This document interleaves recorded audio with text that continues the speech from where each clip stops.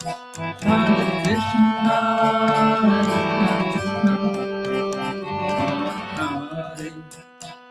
Hare Rama, Hare Rama, Rama Rama, Hare Hare.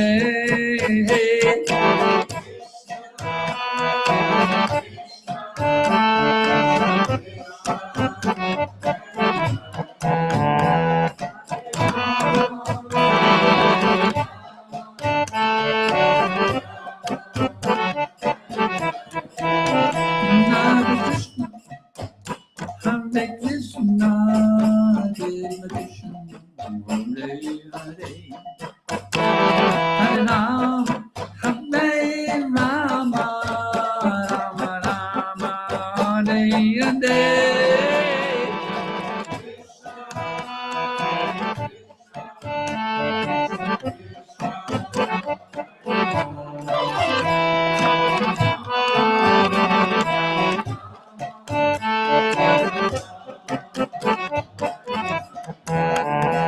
Hare Krishna, Hare Krishna, Krishna Krishna, Hare Hare, Hare Rama,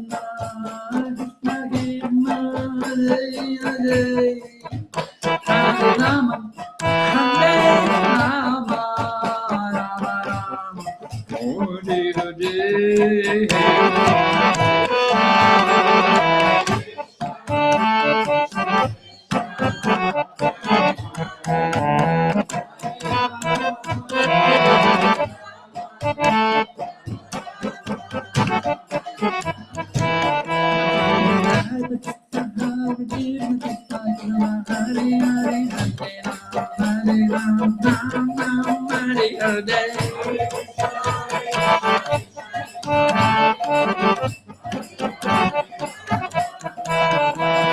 Krishna, Hare Krishna, Krishna Krishna, Hare Hare, Hare Rama, Hare Rama, Rama Rama, Hare Hare.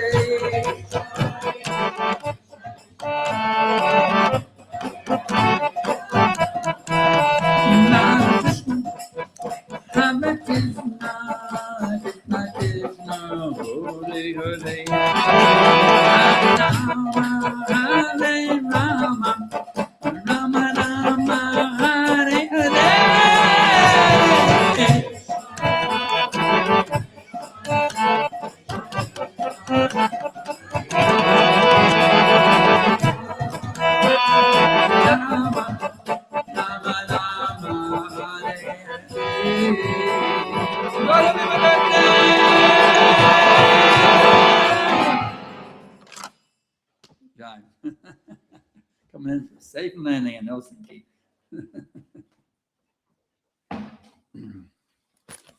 Okay.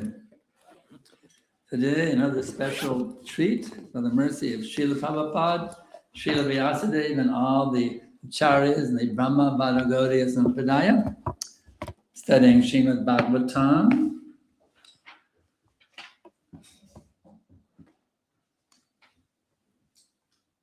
Six 1658, right? Yes. Yeah, 1658. Okay. Very special verse, actually. Very special verse. 1658. 58. 58.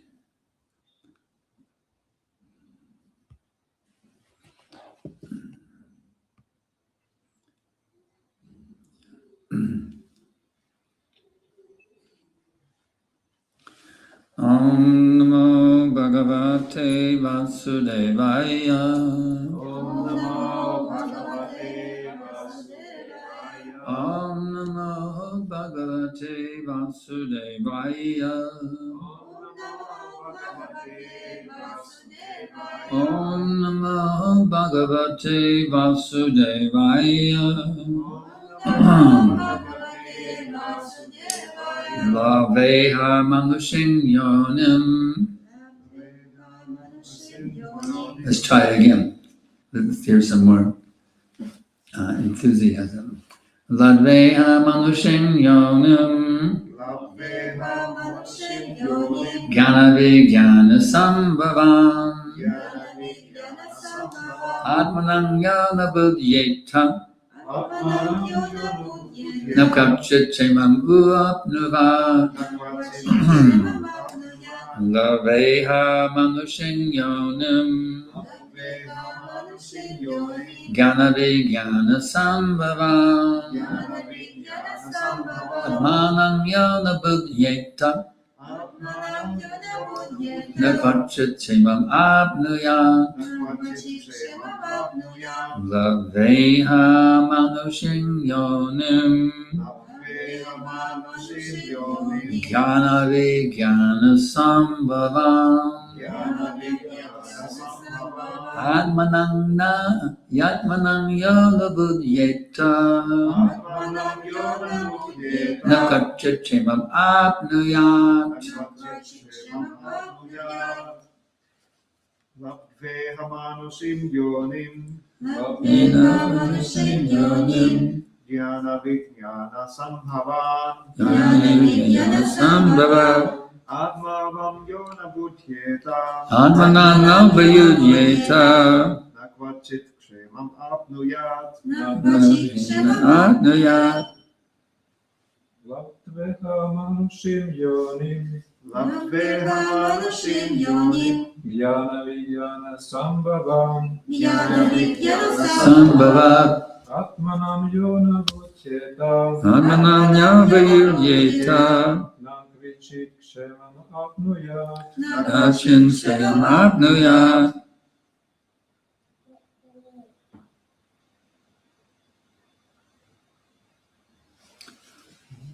Ladies, Labveha manushim yonim. Naveha Manushim Yonim. Jnana vijnana sambhavam. Jnana Vijnana Sambhavam. Atmanam yona buddhyeta. Atmanang Vayudyeta.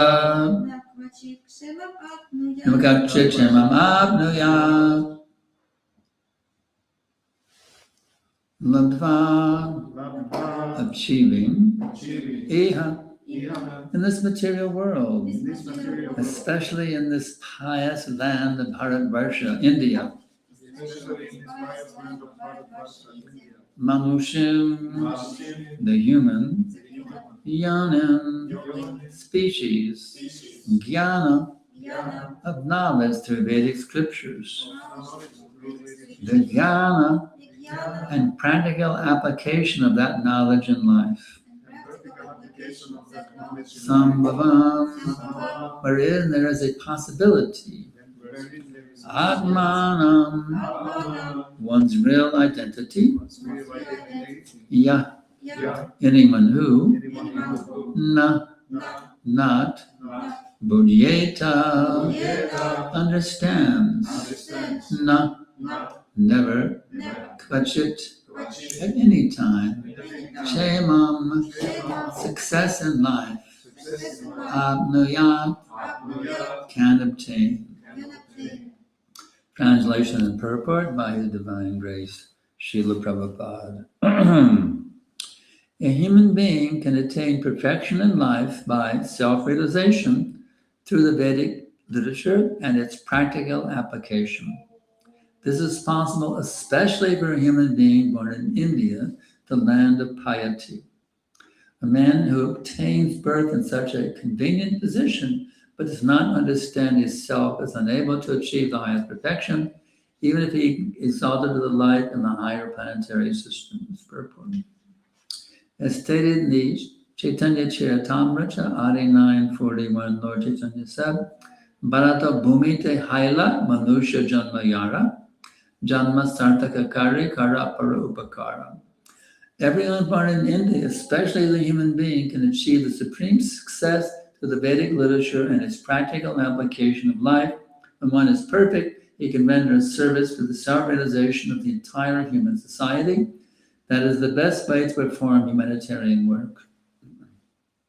Vandeham Shri Guru Shri Jatan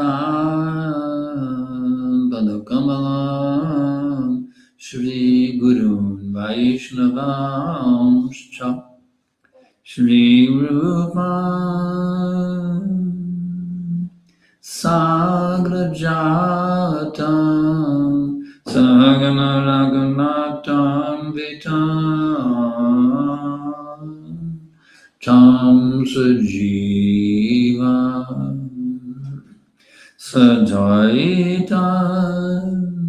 Savadutam Parijana Sahitam Krishna Chaitanya Deva Shri Radha Krishna Padam Sagana Ladita Shri Vishakam Vitam Namaham Vishnu Padaya Krishna Prestaya Bhutale Srimate Bhakti Vedanta Swaminiti Namine Namaste Sarasvate Deve Gauravani Pracharine Nirvishesha Shunyavadi Paschanya Dishatarine.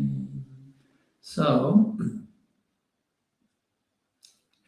India is a very special place described here. Being born in India is a very special benediction. I just came to that holy land yesterday, and it's amazing. Everywhere you go, Keshava bus company, I mean, everywhere. It's Krishna everywhere. Especially Vrindavan. Krishna, Krishna, everywhere. Krishna, Krishna, Krishna, Krishna, Krishna. Even though they've been so polluted by Western culture, still it's going strong. Temples everywhere. Could be demigod temples of Krishna everywhere. As we were coming out of Vrindavan, there's a huge, I don't know how high it was, like 4 stories high. You've probably seen it, the big Durga Devi and Lord Shiva. And they're right out of the Brahma Samhita. So it's amazing, and huge crowds of people coming, thousands of people crowding in, coming, spending their time and energy and money to come to Vrindavan, and it's an amazing, amazing, amazing place. There's no doubt about it. In spite of all the influence of Kali, wow, amazing, amazing place. It's an interesting amount of this connection that Prabhupada said about his early devotees. He said, you were all from India. You took birth in the West. You were all Indians your previous birth, Prabhupada told me. And I know for myself, I had that same feeling also. I was a young college kid, working hard for the American dream, get good grades, a good degree, get a good job, my house in suburbia, the whole line, whole American dream, maybe a swimming pool, in the backyard, you really got it together. 2-car garage, right? The whole American dream, But it didn't make sense to me, Here I was making good grades. I got a good college, the whole 9 yards. I was on what's called the dean's list for the top students. I was making the grade according to the American dream, but I was thinking, here I'm working so hard to get good grades, to get a job, to get a good job, to get what? A very nice coffin, the nice cushioning, a beautiful tombstone on top. There's got to be more than this. There's got to be more than this. There's got to be more than this. There has to be more than this. So I got misled by a few Maya buddies, and finally, a friend of mine said, chant this, Hare Krishna, Krishna Krishna, Hare Hare, Hare Rama, Rama, whole life turned around. So now what's my career choice? Go to India and be a holy beggar. You go to Vrindavan sitting there with a begging bowl. On the way to Keshigat, no sitting there, on the way to Keshigat with a little begging bowl. That's my career choice, be a holy beggar in India. a holy place, sitting out of the begging book. That's my career. Yeah, be a holy beggar in India. But on the way to India, I realized, wait a minute. Here I'm denying in 18, deny all material things. Deny, 18. I realized, no, wait a minute, one night I had on the way to India, I had a profound realization. I even wrote it down on a piece of paper. Remember the exact words, this is way back in 1968. The exact words I distinctly remember, I wrote it down on a piece of paper. I denied and I denied until I could deny no longer, and then I had to start accepting. So I realized the perfection of denial is to deny denial also and accept something transcendental. So instead of denying everything, go to India, being a holy beggar, what will I do now? Well, I accept, and then world deliverance mission. Got to head out, deliver the world, spiritual revolution. So instead of going east, I went west to Haight-Ashbury, the hippie Mecca. Deliver the world, yeah. And who met devotees, the Harinam party. First people I met, I went to the temple, but I wasn't ready yet. But the seed was being planted, Seed was being planted. And then I became a famous singer, actually, famous singer in Ashbury. And then I was looking for a better place for singing. And I went to Berkeley. There was a big scene on the campus there. And one of my fans was Sri Maharaj. He was a student. He used to groove my music. Howard Resnick used to groove my music on the UC campus. But then, even Prabhupada came. I was invited to go a few blocks, but I didn't go because I've been burned by all these Mayavadis. There wasn't any. And then Makamal, Bas Brahmacharya, came from Frisco and invited me to come back to 518 Frederick Street. Spend my night in the temple, my first round of japa. And after that, I knew something was happening. Nirvana, spiritual perfection was coming soon. I could feel it. I knew it was coming, but it hadn't come yet, but I knew it was coming. It did. Within a year later, I became a disciple. But after I became a disciple, finally, many years passed. I got to go to India for the first time, along with Tamal Krishna Goswami, for the Mayapur festival. And it was amazing. I felt like I was coming home. I felt India I could feel it. This is my home, India. So, and then Prabhupada said about this, different purport. He said,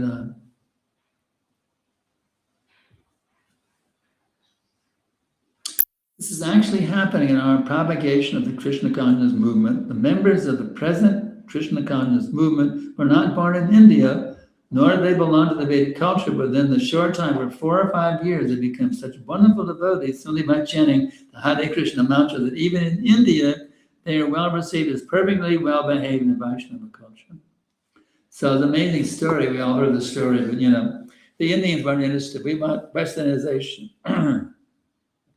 Just like it's kind of funny, but I was doing some parikramas with Bhakti Chaitanya Swami and his Russian disciples last year in Vrindavan. We went to one area where they have mountains, and there was one Brahmin there. He said, I'm a poor Brahmin, and can you give me some dakshina? But he couldn't speak English. She showed me in a written form on his iPhone. He showed me his iPhone. I'm a poor Brahmin. He showed me his iPhone. So yeah, it's been polluted, It's been polluted. But Prabhupada has given us the real thing. Krishna consciousness. So Prabhupada, the Indians were not interested, but then he took the Westerners. Well, if the Westerners are doing it, it must be cool. If the Westerners are chanting Hare Krishna, it must be a good thing after all. Yeah, we'll take back our culture because the Westerners are doing it. They're interested in Westernization. Well, the Westerners are doing it, our culture must be good because the Westerners are into it. So this way, Prabhupada sparked out a big revolution in India, bringing the Westerners to show the Westerners are following this Vedic culture, so that you can also follow it now. So it's really a wonderful thing here. And then we all know that famous verse, those who are born in India must dedicate their lives to propagating this Krishna consciousness movement. So They also burn in India. They have a duty. We have many Indians now here in Finland, also in the US. So many Indians. They're just thinking of, get a job, get my kids a nice, the whole thing, material advancement. They have forgotten their duty is to become gurus and deliver the world. So our Indian brothers and sisters, God bless them all, they're great supporters of our movement. They have to know their duty is to become gurus and preach. They have to preach. Whoever you meet, instruct him in the teachings of Krishna. In this manner, you become guru. So we should show the example ourselves and inspire them. We have to be in this preaching mood, you see. Preaching mood. Preaching mood. As I spoke last night, there's different levels. There's Kanishta Adhikari, Madhyama Adhikari, Uttama Adhikari. Kanishta is just for his own benefit. That's okay, but it's not enough really to attract the mercy of Guru and Guranga. If we actually take up that preaching mood, Madhyama Adhikari, take up that preaching mood, then we get special blessings. In fact, we not only get special blessings ourselves, but the blessings of all the previous acharyas can flow through us. Can you imagine? The whole Brahma Madhva Sampradaya, if you take up preaching, you're not alone. You're acting as a mouthpiece of Prabhupada, Bhakti Siddhanta, Bhakti Vinod, Bag, Narottam, Vishwanath Chakravarti, Chaitanya Mahaprabhu, Ishvara Puri, Madhavendra Puri, Bag, Narada Muni. You have the Shakti of all these acharyas flowing through you. You can imagine how that would feel. That's why it feels really good to preach. We actually preach purely, it feels really good, doesn't it? We've all preached, haven't we? When you take out the preaching mood, it's like, wow, this is the ultimate high, better than LSD. So, of course, the early devotees were all on LSD. And somebody said, Prabhupada was saying, do you think LSD is a very wonderful thing? Well, Krishna has like a whole room full of LSD. Another funny one, this is a really funny one. Prabhupada was talking about the story of Sakshi Gopal. You know the story. The old Brahmin, the young Brahmin went to Vrindavan, and the old Brahmin promised the young Brahmin, you can marry my daughter. Then they went back and the brother complained. And then, you know what Prabhupada said once? It was obviously a joke, but the devotees loved it. He said, the elder Brahmin complained, he has given my father some LSD. Prabhupada knew how to charm our hearts. We were all LSD takers in the old days. Hippies, LSD. They used to call LSD the League for Spiritual Discovery. LSD. The night I got the mantra was the night I said, no, I don't want no LSD tonight. I had a good friend that I looked up to as a really spiritual guy, Patrick.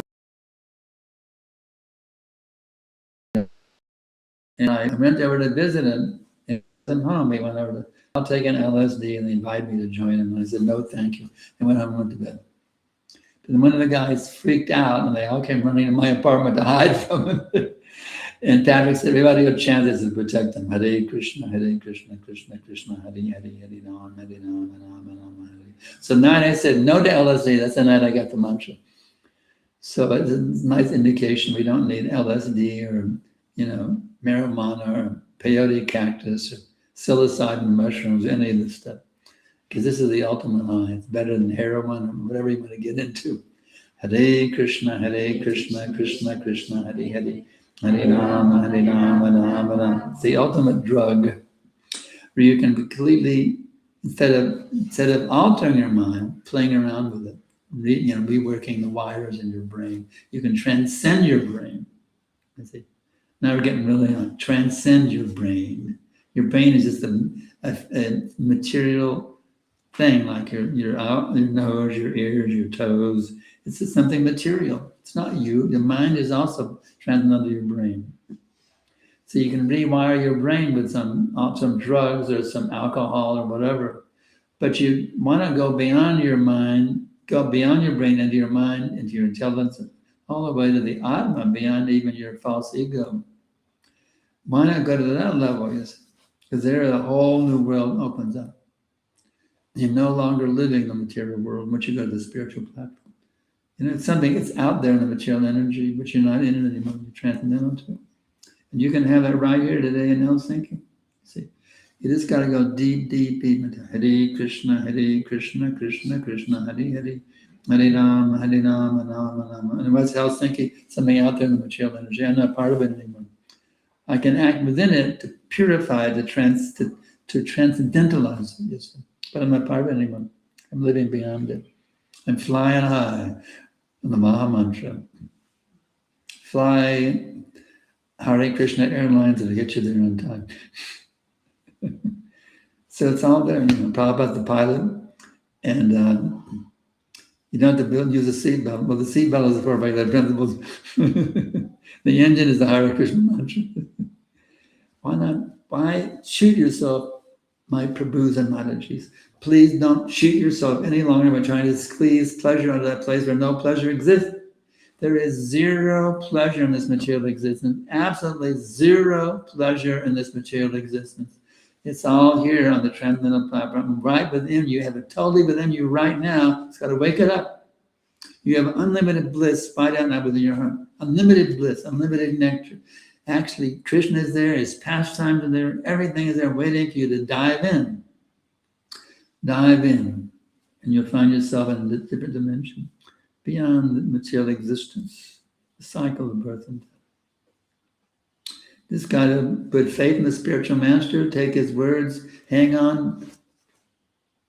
There's an old gospel song, Christian gospel song called Hold On to That Plow. Hold on to that plow. Hang on to that plow. Hold on, hold on. Just got to hold on to the lotus feet of the spiritual master, manifest in the form of his teachings. Just hold on to the words of the spiritual master. And no matter what's going on, as they say, come hell or high water, hold on. There's actually an old Christian verse in the Old Testament. Very nice verse. Yea, though I walk to the valley of the shadow of death, I will fear no evil, for thou art with me, thy rod and thy staff, they comfort me. Old English. Thy instead of you. So, yea means even, to make it modern English, even though I walk to the valley of the shadow of death, I will fear no evil, for you art with me, and you comfort me and protect me. That's translated in modern English. So, right now, this Kali Yuga is the valley of the shadow of death. It's a hairy, heavy place. It's getting more crazy every day, to be honest with you. It's the valley of the shadow of death we're living in right now. It's a very fearful, dangerous place. But as we're reminded, a very nice verse, very nice. Samashrataye palapalavaplavam Mahatpatam Punyamasho Marave, Pavambadir Bata Padam Padam Padam Patam Yambatavam Nate Sham. One who has accepted the lotus feet of the Lord, who was the shelter of the cosmic manifestation and the killer of that rascal demon Mura. This insurmountable ocean of material existence becomes reduced down to the amount of water containing the hood of a cat. Their aim is that Vaikuntha world, a place where there's zero anxiety, not this place called Helsinki or wherever where there's danger in every step. So take advantage of it. Those lotus feet of Garnitai, they're waiting. Papa's lotus feet, take advantage of these things. Take advantage of them. It's all waiting for you. It's more valuable than tens of trillions of euros or whatever. It's the most valuable thing. When you take Hare Krishna mantra as your most prized possession, you're the wealthiest person in the whole material world. You want to become the wealthiest person in the whole material world. You take this as your prized possession. Hare Krishna, Krishna Krishna, Hare Hare, Hare Rama, Rama Rama, Hare Hare. And that verse we sing every morning, it's it's so nice verse. The spiritual master receiving benediction from the ocean of mercy. Just as a cloud pours water on a forest fire to extinguish it, so the spiritual master delivers the materially afflicted world by extinguishing the blazing fire of material existence. I offer my respectful obeisance to the lotus feet of such a spiritual master who is an ocean of auspicious qualities. So just imagine how fortunate we are. We've gotten Prabhupada shelter in the shelter of those who are representing Prabhupada purely. Just imagine how fortunate we are. We're unlimitedly fortunate, you see. So capitalize on your good fortune by spreading it. The more you give Krishna, the more you get Krishna. Would you like to have Krishna in full? Then dedicate your life to giving the whole world Krishna. And Krishna becomes totally your property. You become the owner of Krishna. Can you imagine owning Krishna? Radharani owns Krishna. You can also own Krishna. And any one of 5 rasas. You can also own Krishna, you see, just by totally giving yourself to him. Of course, we don't jump to that. It's way out in the future sometime. Right now, we're just wanted preachers. That's all. That's our rasa, preaching rasa. We don't care about conjugal or parental or this or that. Our rasa is preaching rasa. That's our rasa. That's out in the future when Krishna wants. But right now, we just want to be preachers. That's all. That's all. That's our rasa. We want preaching. What rasa do you want, Prabhu? I want preaching rasa. See, that's actually the essence of all rasas is there in preaching, isn't it? So be a preacher. Prabhupada said, preach to the world. Be a preacher, and then unlimited mercy is there. Unlimited mercy is awaiting you. So it's actually a very simple process. We say simple for the simple and difficult for the crooked. So don't be a cheater or a rascal trying to squeeze some sense gratification out of this kind. Just be a servant of this mission, and the most amazing future will await you. Amazing, amazing future. Isn't it? Is this concocted or is it true what I'm saying? It sound right? It sound like it's correct or it's bogus philosophy? You want to walk out of my class and protest? One grandmother walked out of my class and protest in Bhagavatam the other day. I don't know what. He said, your class was abominable. I don't know. I asked him what was wrong with it. He said, you figure it out. He walked out of my class. It's abominable, he told me. You figure it out. So if I'm doing something wrong, tell me. But as far as I know, I'm repeating what I've gotten from Prabhupada. I'm not adding or subtracting, just giving you in the most effective, powerful way I can possibly do it, in the most sincere, genuine, powerful, attractive way I can possibly do it. That's all I'm trying to do. I'm not trying to monkey with the teachings. There's a monkey dancing with Lord Chaitanya over there. I'm not trying to monkey with the teachings. I'm just trying to give it as it is. As it is. Prabhupada teachings as it is. I'm not trying to water it down. I see it watering down is going on in ISKCON now. It's a new thing called the beards. Prabhupada again and again tells us no beards, no beards, no beards. But now many devotees are keeping beards. I can't understand. To me, the weirds are beard means weird. Why are they keeping beards? Prabhupada told us no beards. Why are they keeping beards? It doesn't make any sense. So I have a lot of complaints about ISKCON because it's not really ISKCON, it's MISKCON, and they're not following Prabhupada. So I'm on a campaign against the beards. And I made it be known, and some people hate me for it. But I don't care, because what Prabhupada said, I'm pushing it forward. When Prabhupada's there, nobody had beards. Nobody would dare have a beard when Prabhupada's there. I would dare have such a thing. Maybe Prabhupada didn't want it, no, but now that he's gone, they say in the cat's away, the mouse will play. Now I don't like it. I'm fighting against the beards. No beards. Nothing, beards, nothing. But they don't like it. Actually, the devotee who walked away has a beard. He walked out of my class as a big beard.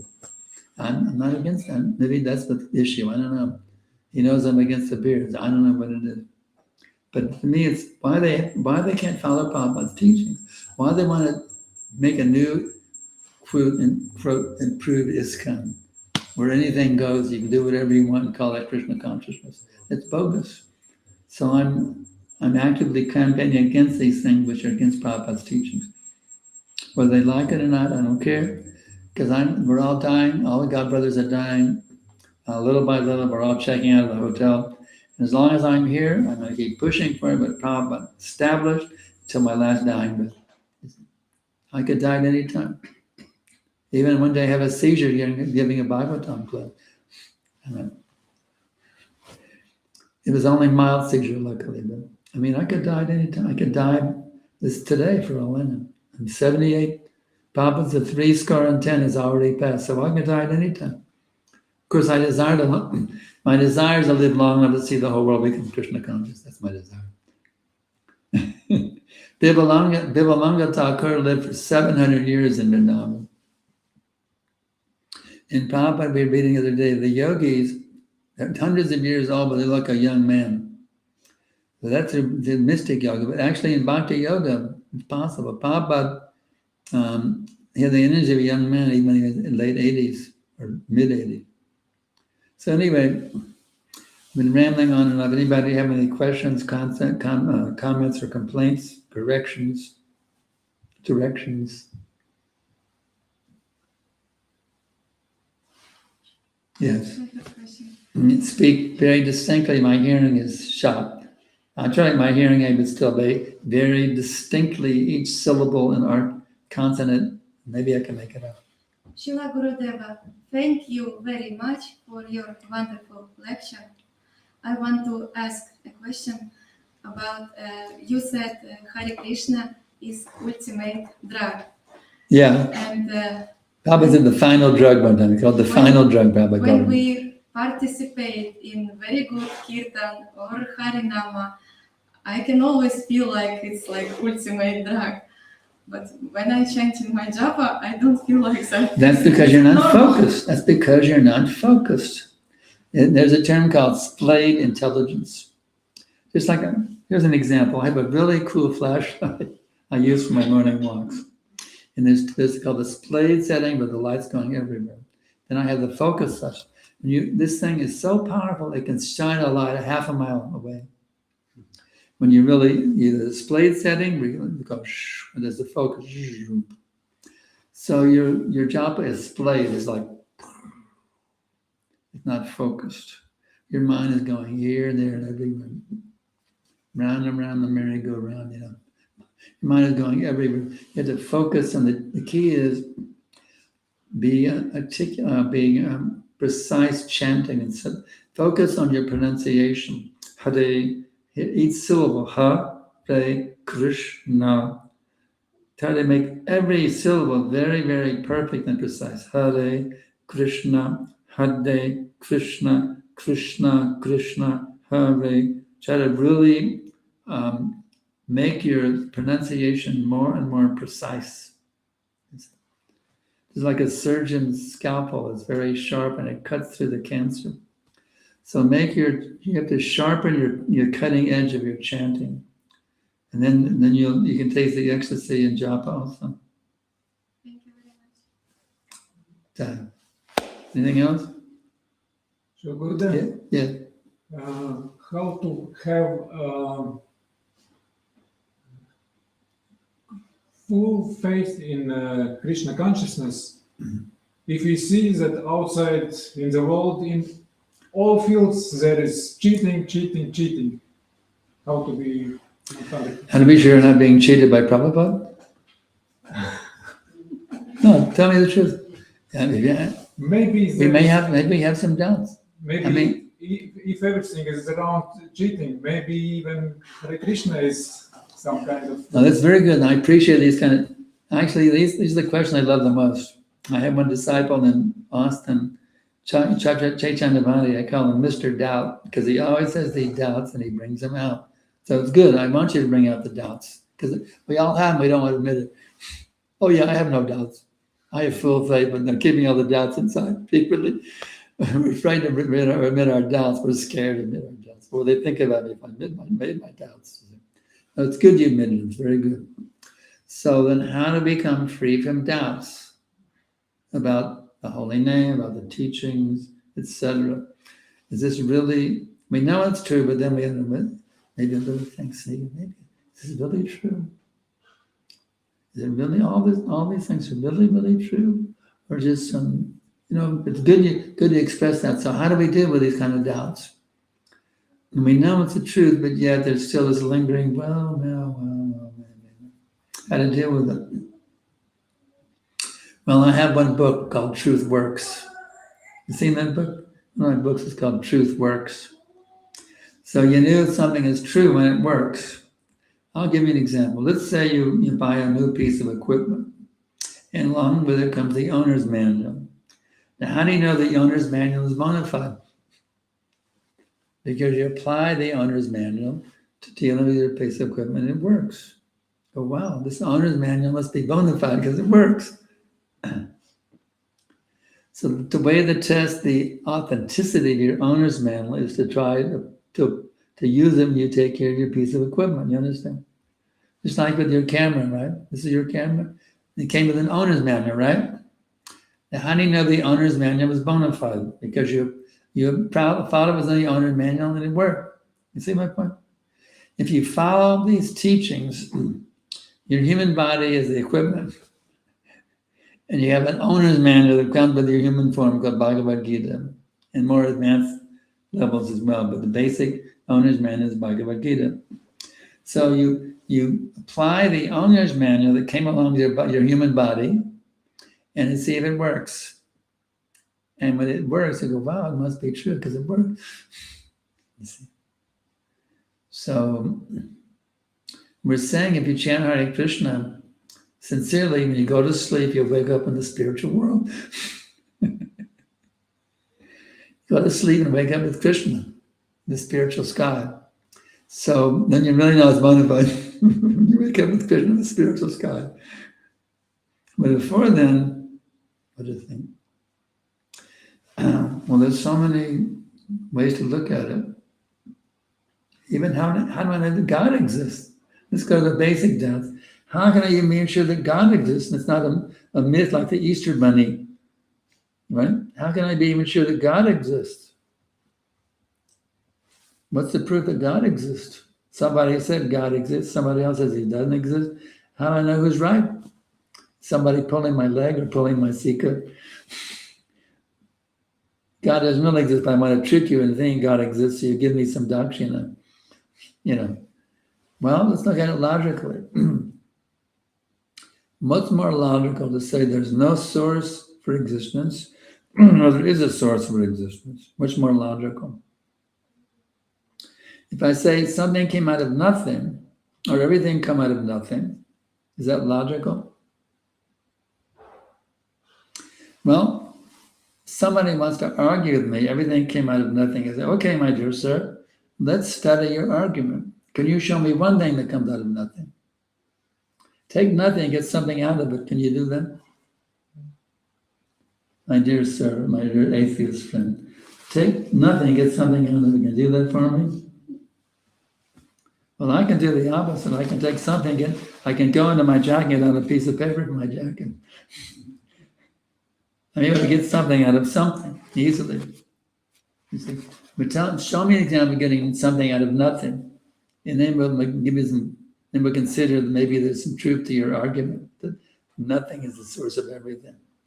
So we should analyze it logically, and then all right, we can understand logically there must be an original something. But they say, no, wait a minute. There could be something preceded by something, and preceded by something. It goes on. And there's no actually original something. We can say something is out of something, okay, but they may argue, but there's not an original something. There's just an endless chain into infinity of somethings, but no original something.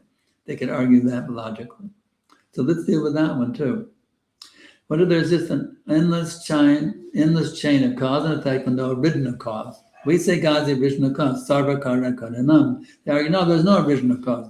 It's an endless chain of causality that goes on infinitely with no original cause. So how do you deal with that one? Well, I got an easy. You know what dominoes are? The little black cube. You know what dominoes are? Yeah. So let's say you have a whole stack of dominoes lined up, right? And when you want to go, they all go. Tip one and go, you know what I mean? It's called the dominoes. Now they say, okay, there's an endless row of dominoes with it goes on to infinity. But wait a minute. Let's say you have an endless row of dominoes, but if nothing can start it off, it just sits there, doesn't do anything. There has to be an original domino that starts the whole thing off. You understand the logic? So there has to be a cause of all causes. We can logically prove it. pure logical, just like 1 plus 1 equals 2, we can prove that. We can also prove there has to be an original cause of all causes. That can be proven scientifically, logically. Understand? Without a doubt, we can establish there must be an original cause of all causes. So we, Hare Krishna, say that causes a person. They say no. No, it's an imperson.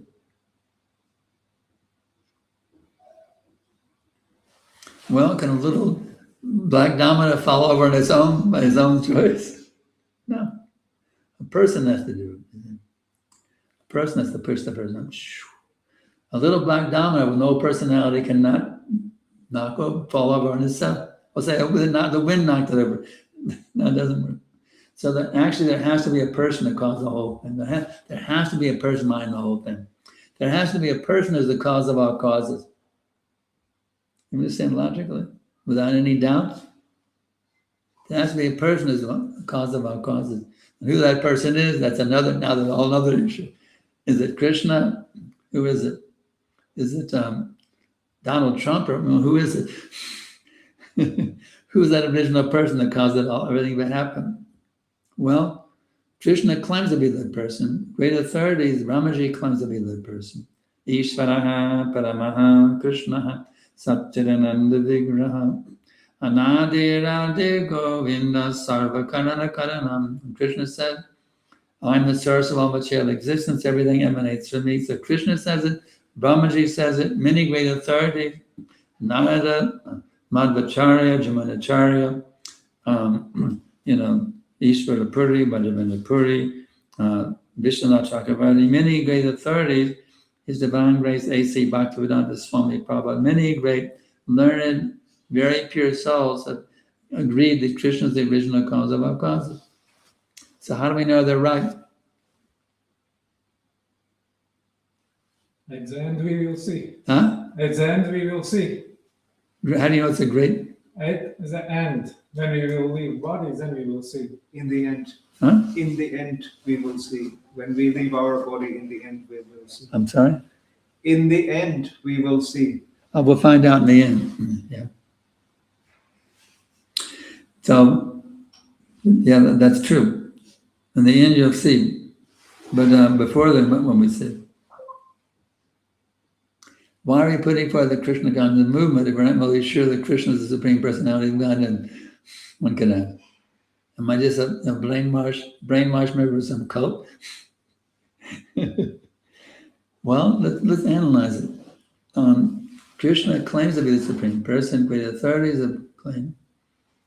And we also experiencing something. We also, by chanting his name, they say you chant his name, you enter a state of transcendental bliss, you become realized, you become satisfied. We can try it and it works. We try following the teachings of Gita, and we try all these things, and it really works. I know my own experience. Here's my experience. I give my own experience. My friend Patrick Dolan said to chant his Hare Krishna mantra. So I was looking for self-realization, okay? And I followed Maharishi Maharaj Yogi. I paid $30 for Ayn, didn't work. I tried Paramahamsa Yogananda. He had me staring at a candle in a dark room. That didn't work. I tried, but then a friend of mine told me to chant Hare Krishna, and that really did something amazing to me.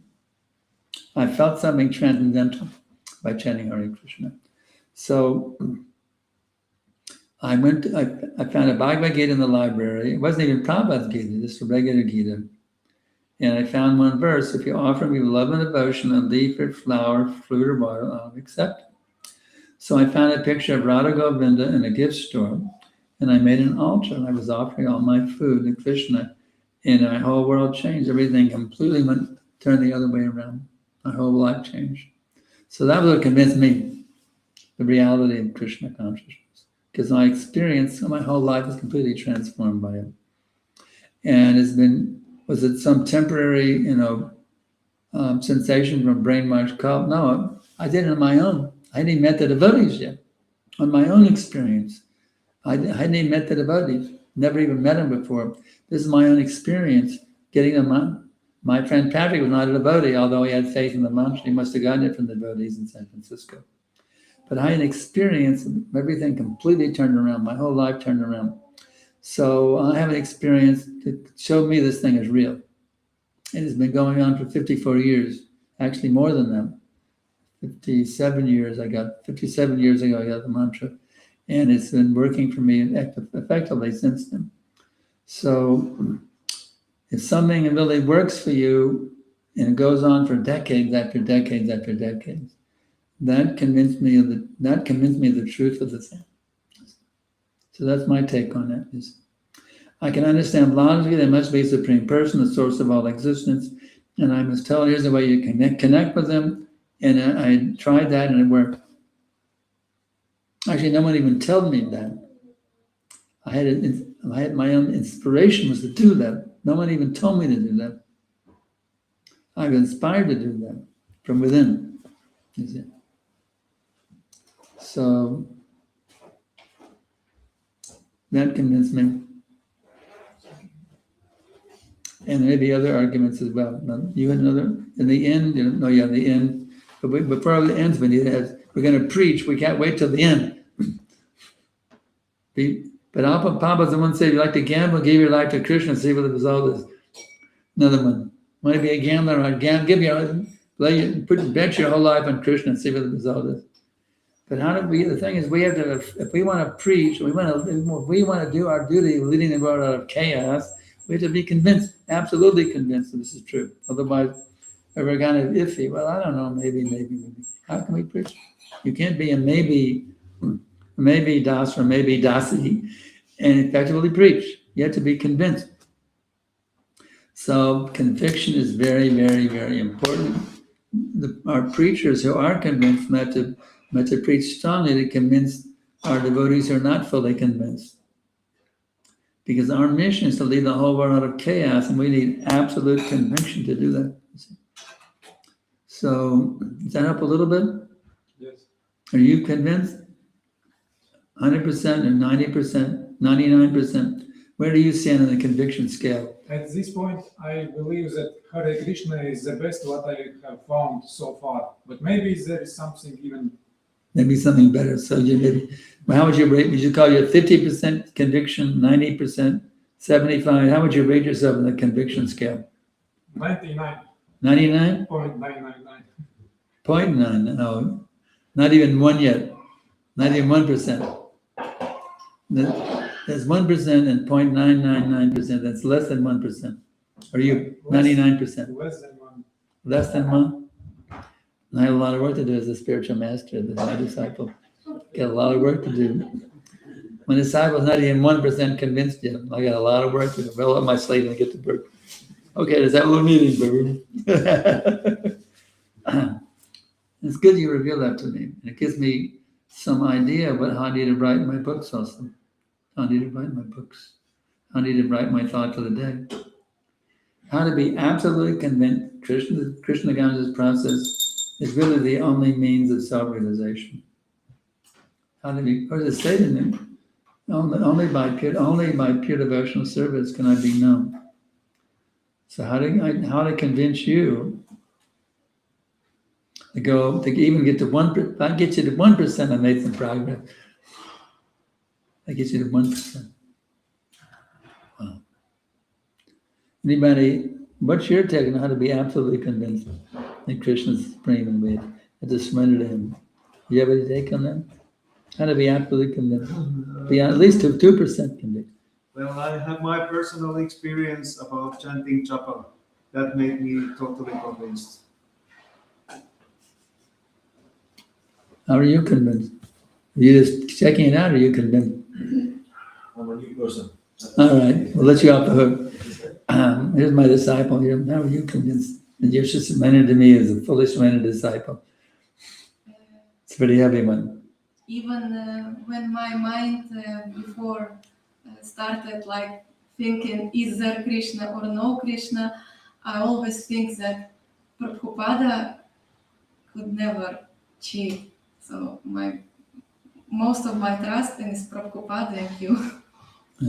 Yeah, faith. Actually, the first step And the self-realization path is faith.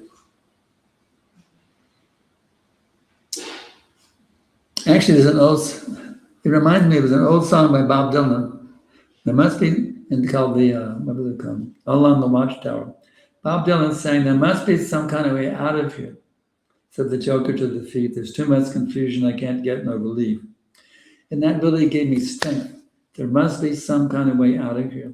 Because I was stuck in this hellish nightmare of material existence. And I think, yes, life could not be this bad. There has to be some kind of way. I had unflinching faith. There has to be some way out of here. What it is, I don't know yet, but there must be some way out of here. And so, let me find somebody who can show me the way. Because I don't know it. Maybe somebody around here knows it. I don't know if they do or not. I know, absolutely convinced there has to be some kind of out here, but I don't know if anybody knows it, but maybe somebody knows it. Let me go and check out this person, that person, this idea. See what I'm saying? Let me find out. Maybe somebody knows the way out of here. Maybe not, but I have faith there is a way out of here. Let's see if anybody can show me the way out of here. Let me try this, that, this, that, this, that, this, that. Maybe I'll luck out and find somebody who can show me the way out of here. That's called Shraddha. That's the first step in the self-realization path. I have faith there's some way out of this hellish nightmare of material existence. And then I have to look for someone who can show me, because I know I don't have it. Maybe somebody does have it. That's called sadhu sangha, finding a saintly person who can show me the way. Is it? And then, there we go. Maharaj, what you said, I'm fully convinced. Because once my father, he got heart attack. I'm from India, and my father got a heart attack in India. And we were in Bombay. It's like fully crowded place. My father was in the train. My mother was in another part. It was like a ladies' compartment and general. I can't hear to fill me in because I can't. I have a hearing problem. Tell me what she's saying. Okay, she's from India and You're from India?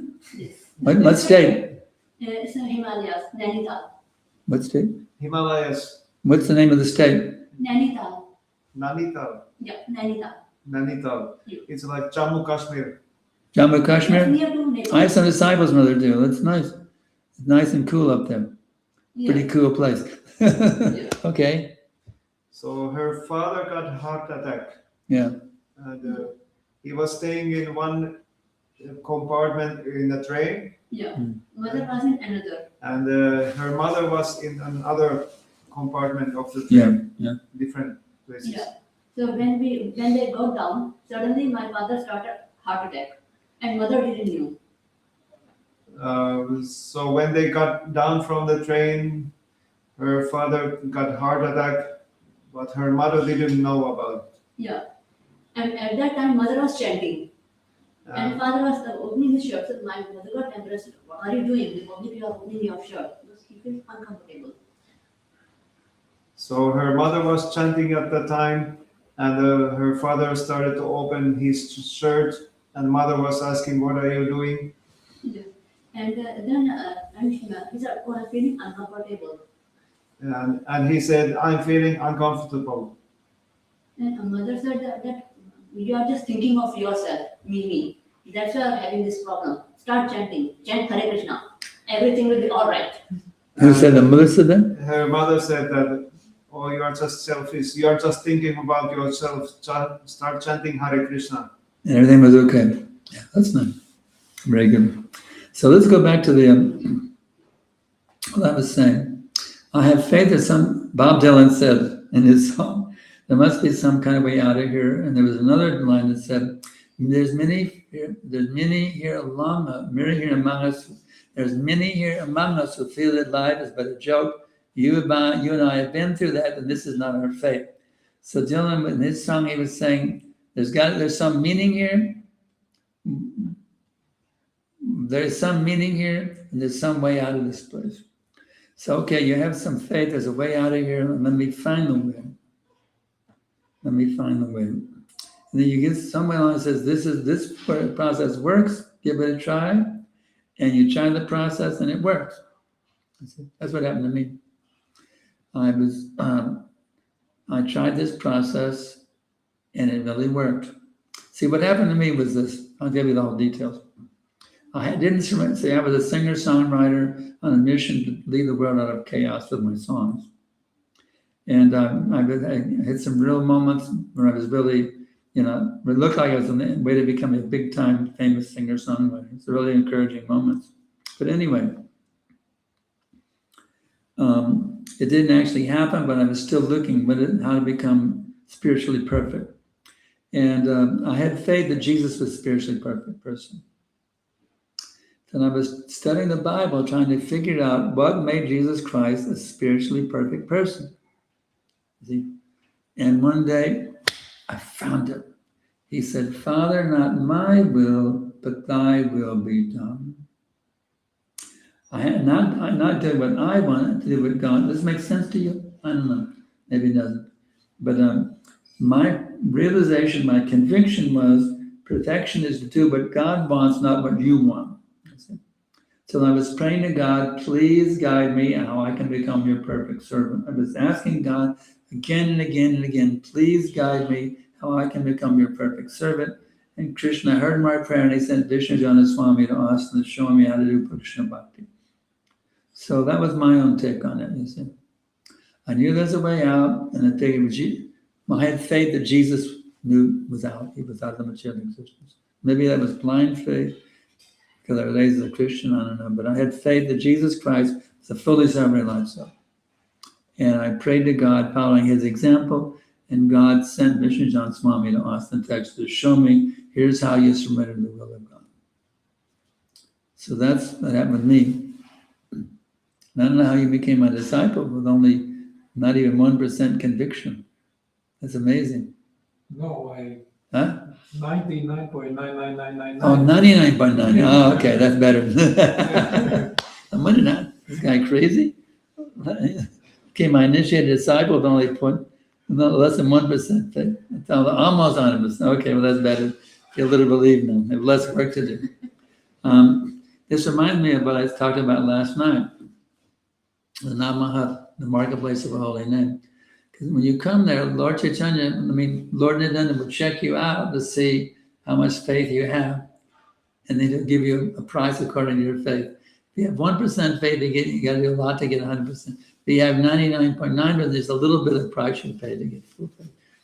So if I were you in position, my dear disciple, I would beg Lord Nityananda and Bhaktivinoda Thakur to please bless you with full faith. I would beg Lord Nityananda and then see what happens. Bhaktivinoda will take you there according to that bhajan. You know that bhajan? Bhaktivinoda will take you to Lord Nityananda's Namaha, and it's still going on within you. You can find it within. Lord Nityananda is still there. It's still happening right now at Sarabi Kunj, even though it's not physically manifest now, 500 years later. But he's actually still there at Sarabi Kunj, giving Shuddhanam to all those who come and beg for it. So if I were you, I would beg Lord Nityananda to please bless me with Shuddhanam. Please bless me with full faith. And then amazing miracles will happen. Miracles will happen. And it's like a sun will rise within, beautiful sunrise in the morning. So this process is actually mystical. It's something you actually experience. It's not blind faith. Just like you experience something, a nice meal you experience. This food is really good. Well, I'm not really sure it's really good. Taste it. Taste it. Wow, it is really good. But even a mundane example, sex is a lot of fun. I don't know. Go ahead and try and you'll see. Just a very mundane example. But when you actually experience Krishna consciousness, you can actually taste something. That's the real point. When you actually taste something, then you know it's real. You've tasted it. You've experienced it. So that's the real proof. You have to taste it. It's not blind faith. You actually taste it. You actually experience it. That's the real answer. That help a little bit? Okay. What time do you usually stop? 8:30 and 9 Okay. o'clock. We're not, our time has run out. Unless somebody has a burning question, maybe our nice gentleman here, nice Finnish gentleman has a question for us. I'm your servant, my dear sir. If I can help you to go to a higher level of realization, I'm here to serve you. Hare Krishna. Accept my prayers. Jai, Hare Krishna. And all blessings upon you and your pathway. Yes. May you have achieved complete spiritual perfection very soon, my dear sir. Question is, why our mind always have enjoying everything what I see. Just enjoying everything. Why our mind has a tendency to enjoy whatever we see? Because we're enjoyers by nature. That's our natural position. Krishna is the supreme enjoyer, and because we're part of him, we have a similar nature. Because Krishna is an enjoyer, we are also enjoyers by nature. It's a natural thing you're meant to enjoy. By trying to enjoy, you're doing just what you're supposed to do. But the trouble is you're trying to enjoy in the wrong place. It's like we're trying to enjoy in a place where enjoyment doesn't exist. It's like you're going through the jungle. You made the wrong turn. There's an old song. I guess I got sidetracked somewhere along the line. So we got sidetracked. We went to a place where there is no enjoyment. Our desire to enjoy is natural. It's wonderful. We're trying to enjoy in a place where there is no enjoyment. That's the problem. We don't say stop enjoying. We say here's a way you can really enjoy. Don't stop your desire to enjoy. Keep it going. Your desire to enjoy is very good. Now here's what you can really enjoy. That's our philosophy. We're not down on enjoyment. We want to teach you how to now you're enjoying the material life a little bit. Here to make clear for you. We try to enjoy the tongue, try to enjoy the belly, try to enjoy our genitals. You see, we get some pleasure and titillation, stimulation. We can stimulate our tongue, we can stimulate our genitals with sex pleasure.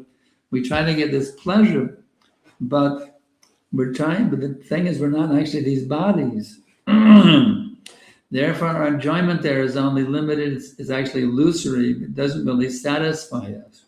There's even a popular, huge mega hit rock and roll song in the 60s from the Rolling Stones. I can't get no satisfaction. I'm going here, I'm smoking this, I'm trying this, but I can't get no satisfaction. The big multi-million hit. It's a huge hit record. I don't know if y'all still hear it, but it was a humongous hit, a big #1 hit. I can't get no satisfaction. I'm going here, I'm smoking this, I'm trying to make some girl pregnant or whatever. I can't get no satisfaction, you see. The thing is that because we're trying to enjoy in an artificial way, because we're not these material bodies.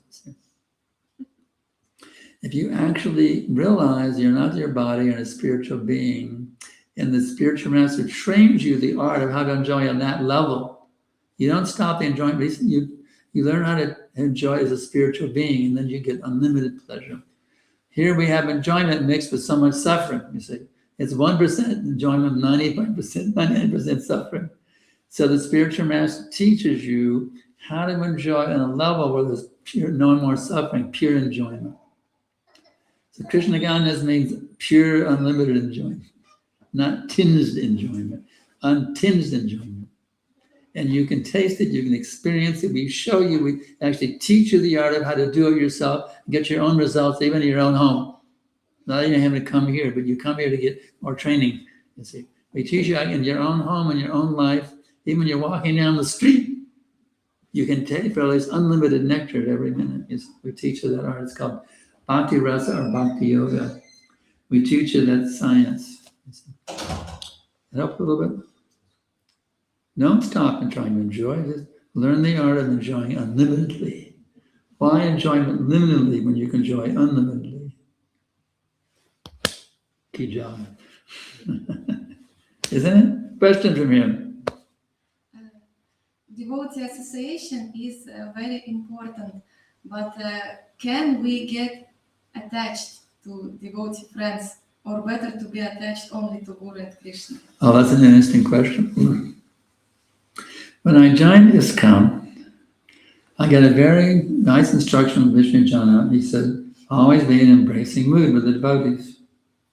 I mean, we're close friends, not between men and women, but, obviously, but very close, loving relationship between all devotees, like a family, you know what I mean?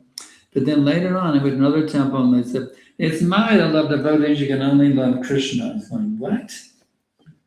You can only love Krishna, you can't love the devotees. I was going, what?